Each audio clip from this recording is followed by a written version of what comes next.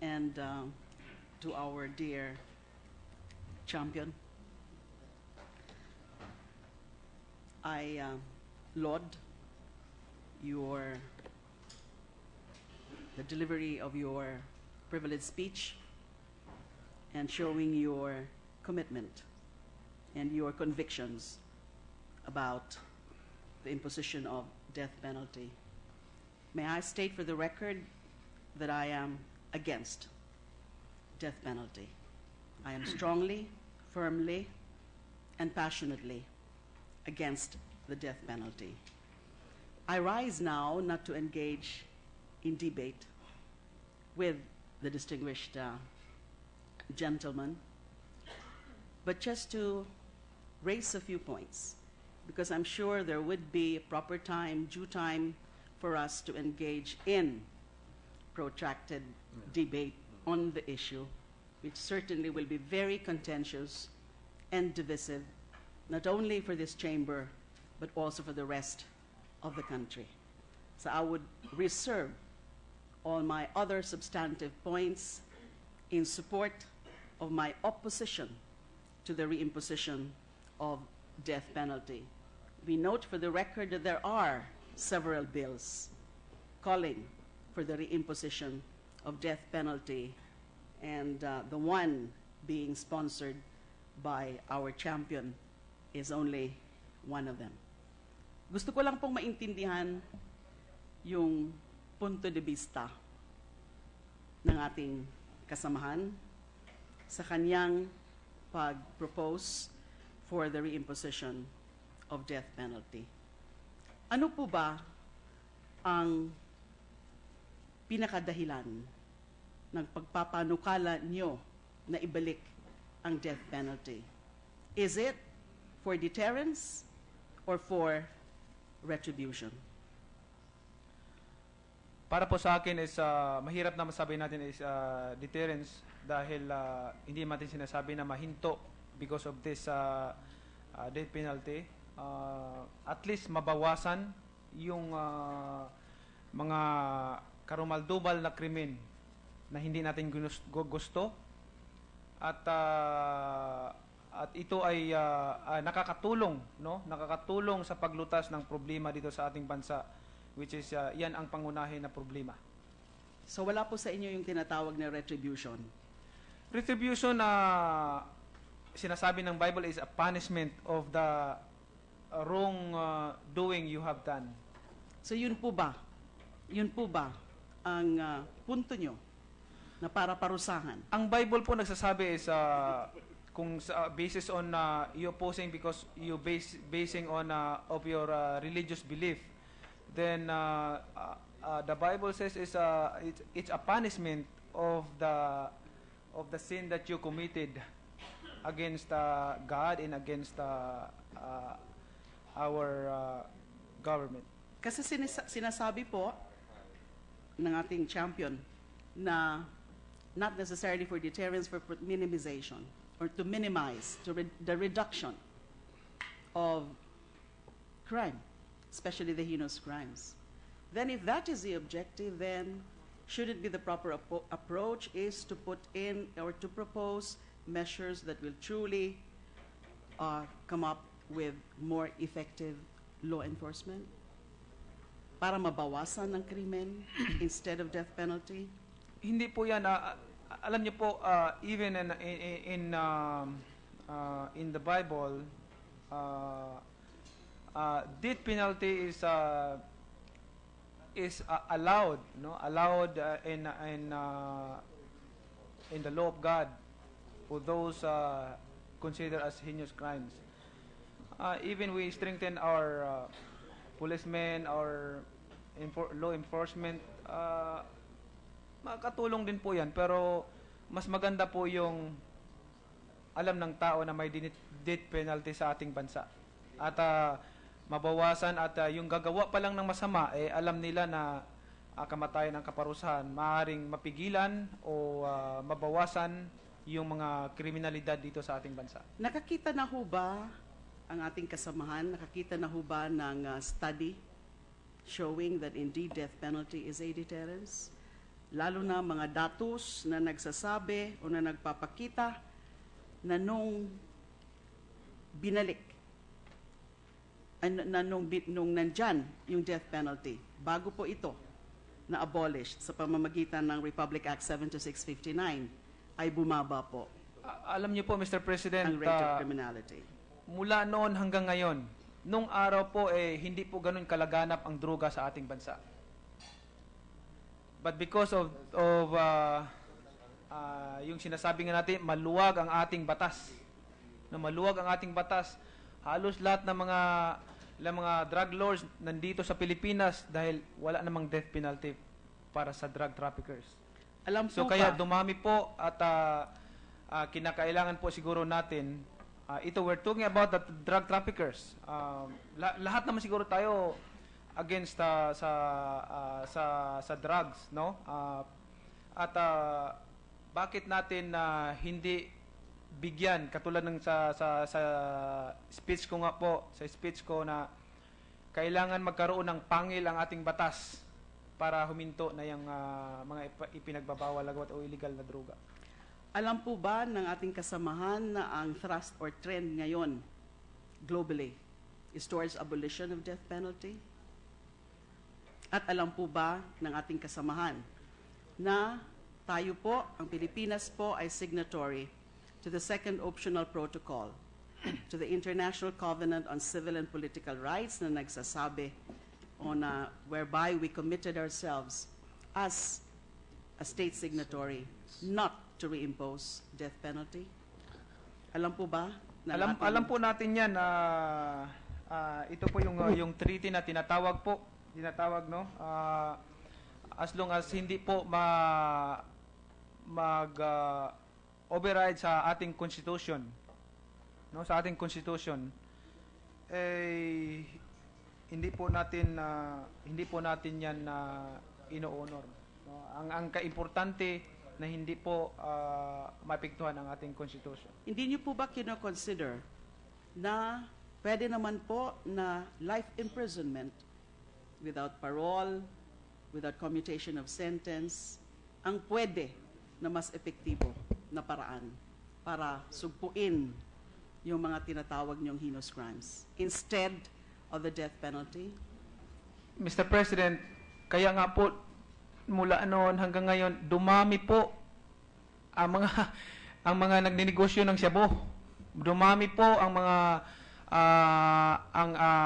dumami at lumaki ang bintahan ng shabu dito sa Pilipinas because wala po tayong pangil sa ating masyado maluwag po ang ating batas. Mr. At President, sinas- excuse me, Senator De Lima, what's the pleasure of the majority leader? Will the distinguished lady and the gentleman on the floor allow an interjection on one of the two points that they were discussing, Mr. President? Senator De Lima, would you allow? No problem with me, Senator Mr. Pacquiao? President? No problem. Okay, Senator, yes, Senator Soto is recognized. Perhaps in answer to the question of Senator De Lima, what we can do is in their committees, when they hear this, they should look also into the countries that are reimposing the death penalty. There are. As a matter of fact, there are I think one or two states in the United States that is reimposing it also. So kung mayroong nagtatanggal, may nagbabalik eh. Depende sa kultura, depende sa lugar. And the other point is, tinatanong si Senator Pacquiao kung ito'y deterrent, anong meaning mo ng deter? Because the other meaning of deter, and it is in the Merriam-Webster dictionary, is to inhibit. So when you inhibit a person, di ba? You inhibit him from committing the same crime again. Katulad nun mangyayari sa mga drug lords. Nakakulong si Muntinlupa, may spa, may recording studio. Pero yung mga mahihirap na nakakulong na reclusion perpetua, taga-masahin ng mga mayor, taga-linis ng kubeta, ginugulpe, ginagawang babae sa gabi. Di ba? Tingnan mo yung ginagawa sa mga mahihirap na nakakulong. Pero yung mayayaman na nakakulong, mga drug lord, habang buhay silang masaya doon at nakakapag-operate pa. That is one of the reasons that we should look closely into the definition of deter. Perhaps that is what Senator Pacquiao wants to to say, no? Yung talagang nadideter mo when you inhibit him from committing the same crime again. Thank you, Mr. President. Reaction lang po doon, Yes, ma'am. You have the floor, Senator De Lima. Mr. President. Well, death penalty may inhibit, but and other penalties may also inhibit, like the proper service of reclusion perpetua or life imprisonment. Ang nagiging problema lang, kaya medyo allergic ang iba sa mga kababayan ho natin, na bakit pa yan na life imprisonment na ganyan ang naging buhay ng mga ilan ng mga drug convicts sa Bilibid. Solusyonan natin yan, bigyan natin ng solusyon, palakasin natin ang correctional system. Baguhin natin yung mga naging masamang sistema sa loob ng National Bilibid Prison. Yung deterrent, death penalty may be a deterrent, life imprisonment may also be a deterrent, and even a better deterrent than the death penalty. May I continue, Mr. President? Mr. President, I would like to clarify that I want to know what's the basis of by opposing this death penalty. Is it according to the religious belief or according to the Constitution? Just yan po ang gusto kong linawin dito sa Senado at sa buong sambayan ng Pilipino, na ano bang basis natin? Doon tayo because doon yung grupo natin? O ang basis natin is dahil sa ating sarili o sa ating puso? Kasi kung magtutol tayo sa death penalty, are we are greater than God? Even God allowing the death penalty for those who do wrongdoers and those who against the authorities. Can you imagine that, Mr. President? Opposing and God allowing the death penalty in every nation, in every country. And we are opposing the death penalty. Are we greater than God? And that's my question, Mr. President. Mr. President, I'd like to take it as a rhetorical question because I'm the one doing the interpellation here. So is the gentleman asking me? And especially if it's in a biblical matter. Mr. President, I do just not want to wish clarify to- because a lot of people are, there's so many like some of our colleagues that hindi pa po sila nakapag-decide dahil may mga question pa silang dapat itanong. But ito yung mga question siguro na dapat nilang malaman at ang sagot na dapat nilang malaman. So that is just being noted, I suppose, Mr. No, President. ma'am, let's not be too technical about this. During interpellation, a question can be answered by a question, another question. This is just our way of exchanging ideas anyway. So go ahead, ma'am. Senator De Lima has the floor for purposes of interpellation. So go ahead, ma'am. May I continue Yes, ma'am. with my interpellation? Thank you. Let us go back to our justice system. The point has been raised already earlier by our colleague, Senator Joel Villanueva. I suppose the good gentleman I'm sorry, agree- Mr. President, but I want to know to know the answer of my question before he continue asking question to me. So I will oblige the gentleman. Yes, ma'am, please, Thank- because thank you. I am against death penalty on legal, moral basis, or on legal, moral, human rights perspective. does that answer grounds. satisfy the good senator from Mindanao and the rest And of the I world? would wish to articulate on that in due time Yeah. in the course of the debate, both at the committee level and at the plenary. Mr. If President, and when- for right now, I'm not satisfied, but we will finish it in the in the committee meeting, Mr. President. Thank you. Can she continue with her interpellation of you, Thank you. Senator Pacquiao? It's my pleasure, Mr. Okay, President. ma'am, go ahead, ma'am. Thank you, Mr. President. Let's go back to the point already raised by Senator Joel Villanueva about our legal system. I suppose the gentleman agrees that we do not have a perfect legal and judicial system. And yun ho bang mga mahihirap na mga akusado, paano ho sila mapoprotektahan from false accusations by good lawyers kung mismo hindi nila kaya mag-hire ng kanilang mga abogado?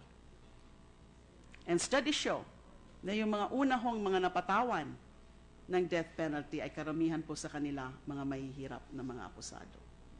And hindi ho ba dapat unahin muna natin to fix our criminal justice system? Dahil mahirap na nga po na magkamali tayo, dahil nga po imperfect ang ating justice and legal system. So bakit po natin ipupush ang death penalty na nandyan palagi ang posibilidad na ang inosente ay pwede na mapatawan ng death penalty? Kasama po yan sa ipaglalaban natin na palakasin, suportahan ang ating judicial system. Lahat po ay kasali po yan sa ipopost natin at pakiusapan natin, ang lahat na kung pwede lang dublihin natin yung budget ng Supreme Court, ng judiciary natin para maayos. Pero nang sa gayon po ay hindi po natin kailangan maghintay ng panahon para maipasa itong death penalty. Ano pong dahilan, hintayin pa ba natin na mas marami pang mga pamilya, mga kabataan na malulong sa droga? Marami pa bang mga pamilya ang mawasak dahil dito sa pinagbabawal na gamot? Hintayin pa ba natin 'yon? Ang pwede po sana unahin muna natin ang pagsasaayos ng ating legal and judicial system bago po ang pagpapataw ng parusang kamatayan para sigurado po tayo na hindi po tayo magkakamali. At bakit po tayo mamadali? Kung kahit ho, halimbawa lang po, ay makumbinsi ho natin ang majority na ipasa ang death penalty, hindi naman po kaagad-agad yan. Dahil syempre, dadaan muna sa proseso. We are looking at the possible execution or implementation of the death sentence only after several years. Bakit dito na muna po tayo? Kailangan po, dito na muna po tayo mag-focus sa paglinis at pagpapalakas ng legal and justice system natin. That's just a...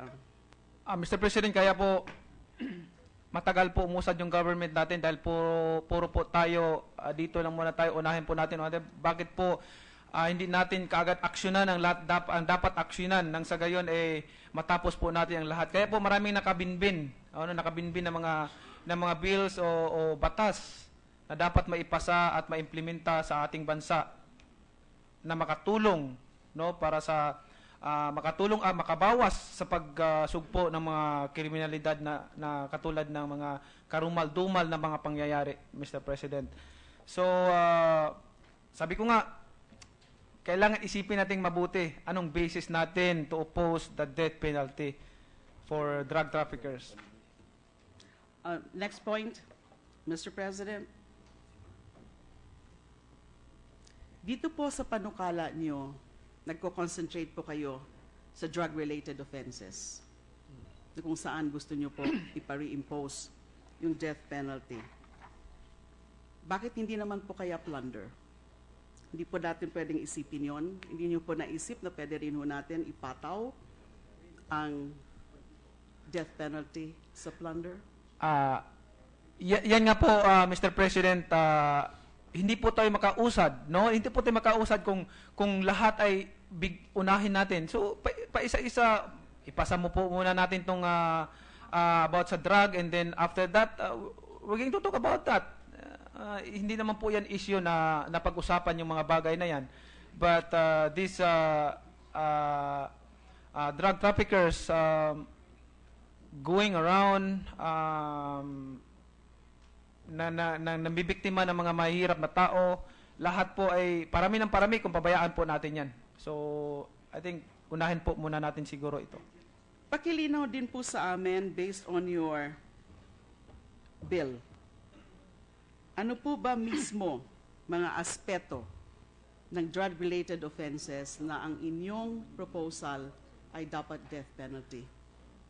Yung bill po siguro pag-usapan yan sa committee meeting, committee hearing at kung pag-usapan po itong privilege speech ko po na ito is about the drug traffickers, about sa drugs. Mhm.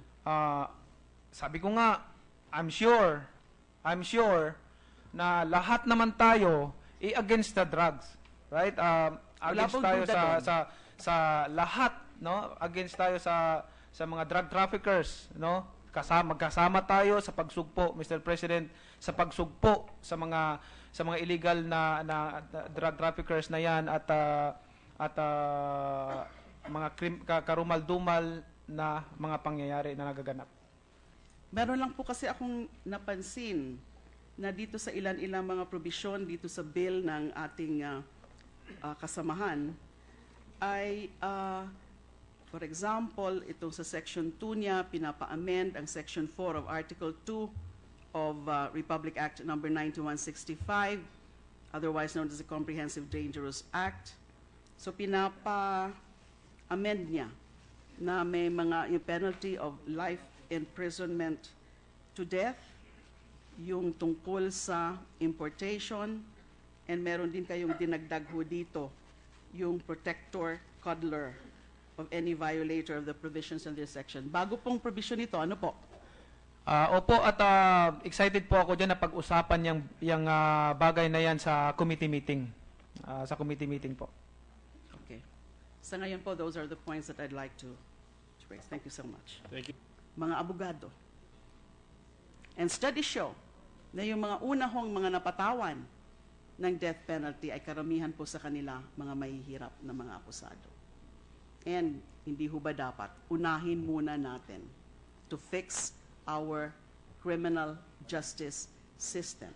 Dahil mahirap na nga po na magkamali tayo, dahil nga po imperfect ang ating justice and legal system. So bakit po natin ipupush ang death penalty na nandyan palagi ang posibilidad na ang inosente ay pwede na mapatawan ng death penalty? Kasama po yan sa ipaglalaban natin na palakasin, suportahan ang ating judicial system. Lahat po ay kasali po yan sa ipopost natin at pakiusapan natin, no? Ang lahat na kung pwede lang dublihin natin yung budget ng Supreme Court, no? Ng judiciary natin para maayos. Pero nang sa gayon po ay hindi po natin kailangan maghintay, no, ng panahon para maipasa itong death penalty.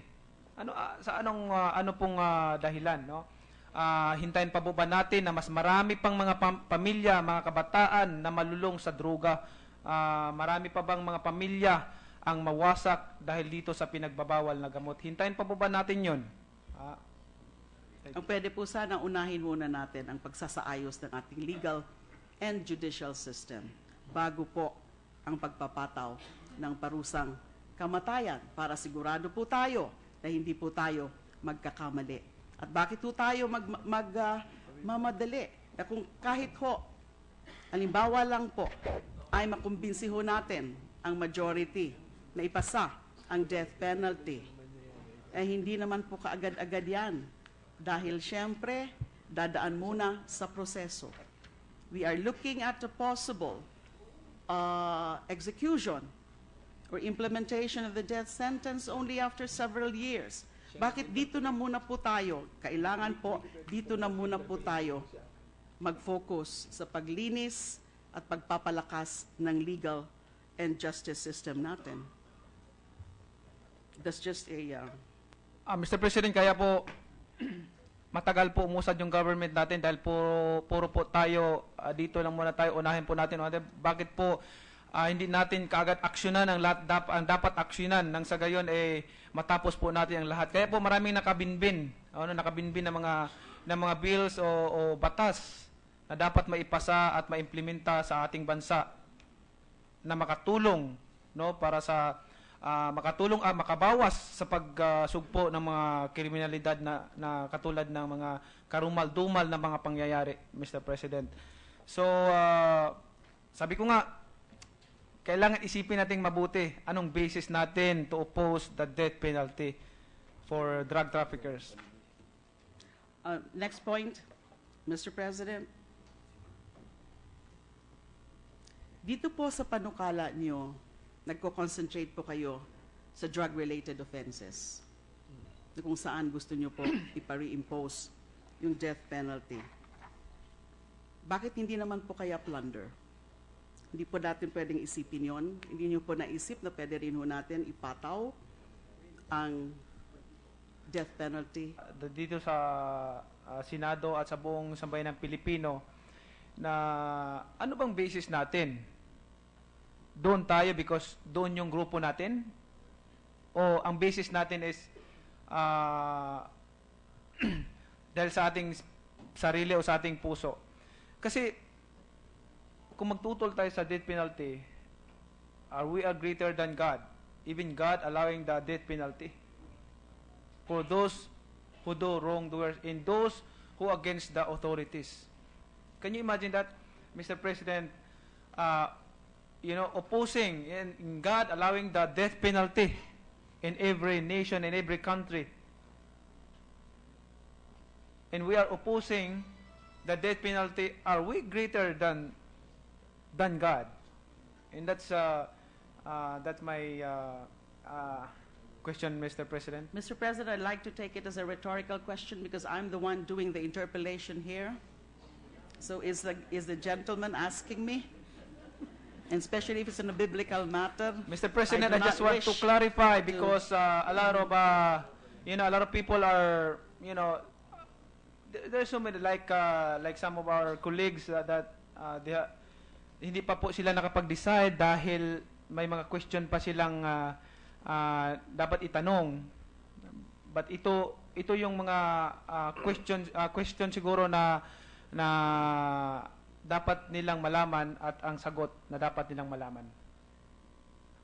So that is just being noted, I suppose, Mr. President. No, ma'am, let's not be too technical about this. During interpellation, a question can be answered by a question, another question. This is just our way of exchanging ideas anyway. So go ahead, ma'am.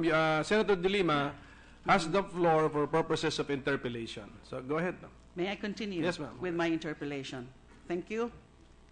Let us go back to our justice system. The point has been raised already earlier by our colleague, Senator Joel Villanueva. I suppose the good gentleman I'm sorry, agree. Mr. President, but I want to know to know the answer of my question before he continue asking question to me. So I will oblige the gentleman. Yes, ma'am, please, Thank- because thank you. I am against death penalty on legal, moral basis, or on legal, moral, human rights perspective. does that answer grounds. satisfy the good senator from Mindanao and the rest And of the I world? would wish to articulate on that in due time Yeah. in the course of the debate, both at the committee level and at the plenary. Mr. If President, and when- for right now, I'm not satisfied, but we will finish it in the in the committee meeting, Mr. President. Thank you. Can she continue with her interpellation of you, Thank you. Senator Pacquiao? It's my pleasure, Mr. Okay, President. ma'am, go ahead, ma'am. Thank you, Mr. President. Let's go back to the point already raised by Senator Joel Villanueva about our legal system. I suppose the gentleman agrees that we do not have a perfect legal and judicial system. And yun hubang mga mahihirap na mga akusado, paano ho sila mapoprotektahan from false accusations by good lawyers kung mismo hindi nila kaya mag-hire ng kanilang more effective law enforcement para mabawasan ng krimen instead of death penalty? Hindi po yan. Alam niyo po, even in the Bible, death penalty is allowed, no? Allowed in the law of God for those considered as heinous crimes. Even we strengthen our policemen, our law enforcement, makakatulong din po yan. Pero mas maganda po yung alam ng tao na may death penalty sa ating bansa. At mabawasan at yung gagawa pa lang ng masama, alam nila na kamatayan ang kaparusahan, maaaring mapigilan o mabawasan yung mga kriminalidad dito sa ating bansa. Nakakita na ho ba ang ating kasamahan, nakakita na ho ba ng study showing that indeed death penalty is a deterrence? Lalo na mga datos na nagsasabi o na nagpapakita na nung binalik, nung nandyan yung death penalty, bago po ito na abolished sa pamamagitan ng Republic Act 72659, ay bumaba po Alam niyo po, Mr. President, ang rate of criminality. mula noon hanggang ngayon, nung araw po hindi po ganun kalaganap ang droga sa ating bansa. But because of yung sinasabi nga natin, maluwag ang ating batas. Na maluwag ang ating batas, halos lahat ng mga drug lords nandito sa Pilipinas dahil wala namang death penalty para sa drug traffickers. Alam So po kaya ba, dumami po at kinakailangan po siguro natin ito, we're talking about the drug traffickers. Lahat naman siguro tayo against sa drugs, no? Bakit natin hindi bigyan katulad ng sa speech ko nga po, sa speech ko na kailangan magkaroon ng pangil ang ating batas para huminto na yung mga ipinagbabawal agwat o illegal na droga. alam po ba ng ating kasamahan na ang thrust or trend ngayon globally is towards abolition of death penalty? At alam po ba ng ating kasamahan na tayo po, ang Pilipinas po, ay signatory to the Second Optional Protocol to the International Covenant on Civil and Political Rights na nagsasabi on whereby we committed ourselves as a state signatory not to reimpose death penalty? Alam po ba? Alam po natin yan na ito po yung treaty na tinatawag no, as long as hindi po override sa ating constitution, no, sa ating constitution, hindi po natin yan ino-honor, no? Ang kaimportante na hindi po maapektuhan ang ating constitution. Hindi niyo po ba kino-consider na pwede naman po na life imprisonment without parole, without commutation of sentence, ang pwede na mas epektibo na paraan para sugpuin yung mga tinatawag niyong heinous crimes instead of the death penalty? Mr. President, kaya nga po mula noon hanggang ngayon, dumami po. And to our dear champion, I laud the delivery of your privileged speech and showing your commitment and your convictions about the imposition of death penalty. May I state for the record that I am against death penalty. I am strongly, firmly, and passionately against the death penalty. I rise now not to engage in debate with the distinguished gentleman, but just to raise a few points, because I'm sure there would be proper time, due time, for us to engage in protracted debate on the issue, which certainly will be very contentious and divisive, not only for this chamber, but also for the rest of the country. So I would reserve all my other substantive points in support of my opposition to the reimposition of death penalty. We note for the record that there are several bills calling for the reimposition of death penalty, and the one being sponsored by our champion is only one of them. Gusto ko lang pong maintindihan yung punto de vista ng ating kasamahan sa kanyang pag-propose for the reimposition of death penalty. Ano po ba ang pinakadahilan ng pagpapanukala nyo na ibalik ang death penalty? Is it for deterrence or for retribution? Para po sa akin is mahirap na masabi natin is deterrence dahil hindi natin sinasabi na mahinto because of this death penalty. At least mabawasan yung mga karumal-dumal na krimen na hindi natin gusto at ito ay nakakatulong sa paglutas ng problema dito sa ating bansa, which is yan ang pangunahin na problema. So wala po sa inyo yung tinatawag na retribution? Retribution na sinasabi ng Bible is a punishment of the wrong doing you have done. So yun po ba ang punto nyo na para parusahan? Ang Bible po nagsasabi is kung basis on you opposing because you basing on of your religious belief, then the Bible says is it's a punishment of the sin that you committed against God and against our government. Kasi sinasabi po ng ating champion na not necessarily for deterrence, for minimization or to minimize the reduction of crime, especially the heinous crimes. Then if that is the objective, then should it be the proper approach is to put in or to propose measures that will truly come up with more.